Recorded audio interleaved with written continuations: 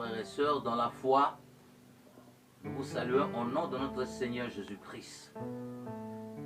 Pendant cette période de confinement, nous avons voulu être en contact avec vous. Nous avons voulu, au nom du Seigneur, essayer de vous ressourcer moralement, spirituellement et psychologiquement à travers la parole. Cette parole qui est la puissance de Dieu sur terre.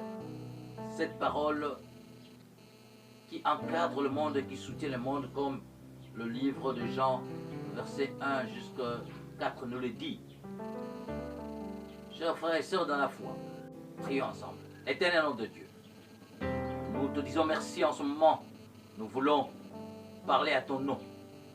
Nous voulons que tu puisses nous envoyer le Saint-Esprit qui puisse toucher notre vie, notre bouche, et toucher nos frères qui sont dans le confinement à travers le monde. Nous savons que ce n'est pas facile de passer ce moment de confinement.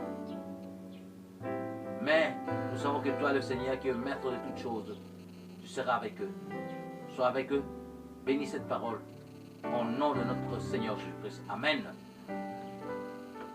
Effectivement, chers frères et sœurs dans la foi,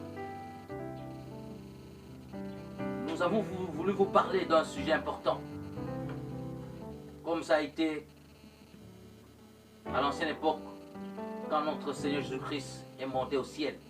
Il avait laissé ses apôtres, mais il ne les a pas laissés seuls. Il a voulu les encadrer à travers la parole. C'est pourquoi le thème de ce jour s'intitule comme suit. Notre Père bénit ses enfants dans n'importe quelle circonstance.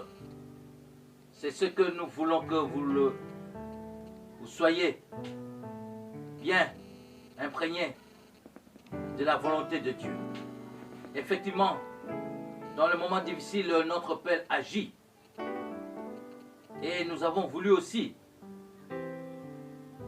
vous dire aussi qu'il faut accepter de passer des moments de confinement avec Christ Jésus. Notre Père bénit ses enfants même dans n'importe quelle circonstance. C'est ce que Acte 12, de 1 8 nous le dit. Lorsque le roi Hérode, qui avait voulu massacrer les disciples de Jésus, il avait tué déjà Jacques, et il a voulu aussi tuer Pierre, qui était emprisonné.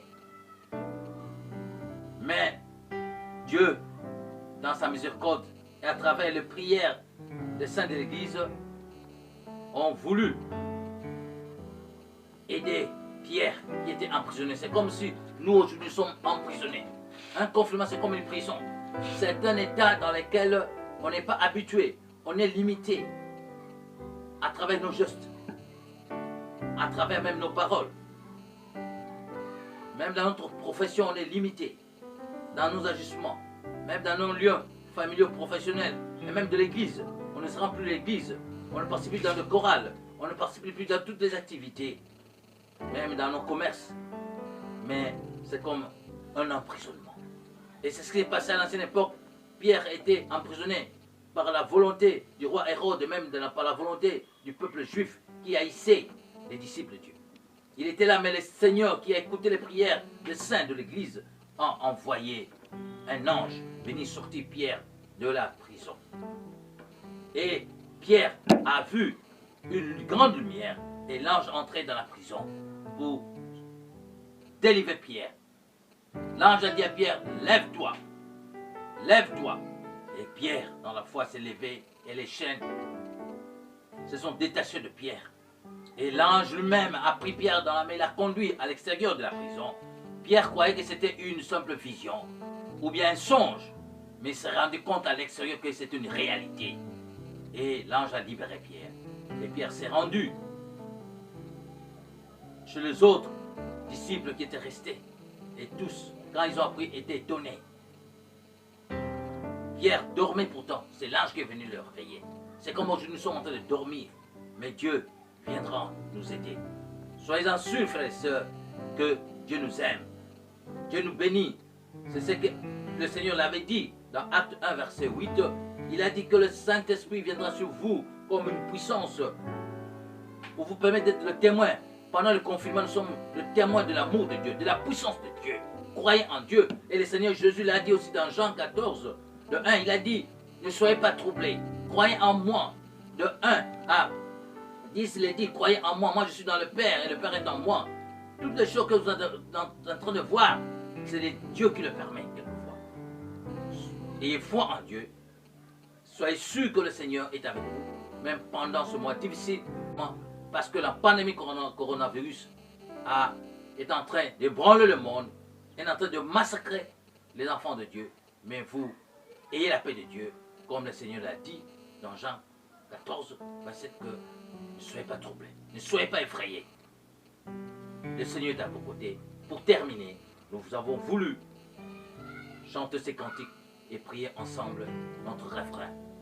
Chaque jour, à chaque heure, oh, j'ai besoin de toi. Jésus, viens et demeure auprès de moi. Éternel, bénis tes enfants pendant ce moment de confinement. Nous savons que tu as touché leur cœur et tu les protèges. Tu vas les aider pour leur manger, pour leurs habits, même pour l'eau, même pour la santé. Nous savons que ta main puissante, comme le Seigneur Jésus vient de le dire, que nous ne soyons pas troublés, que nous ne soyons pas effrayés. Sur tout ce qui se passe sur cette terre, tu es là et tu es la toute puissance. Tu es un Père merveilleux, plein d'amour. Sois avec eux et avec nous, au nom de Jésus. Amen.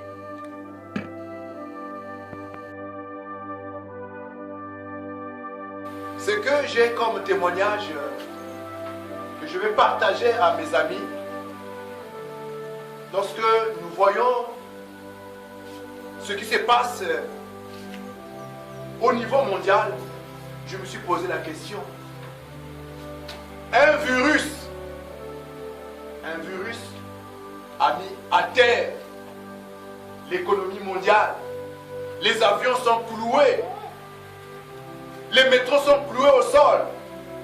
Les gens sont restés confinés dans leur maison. Oui.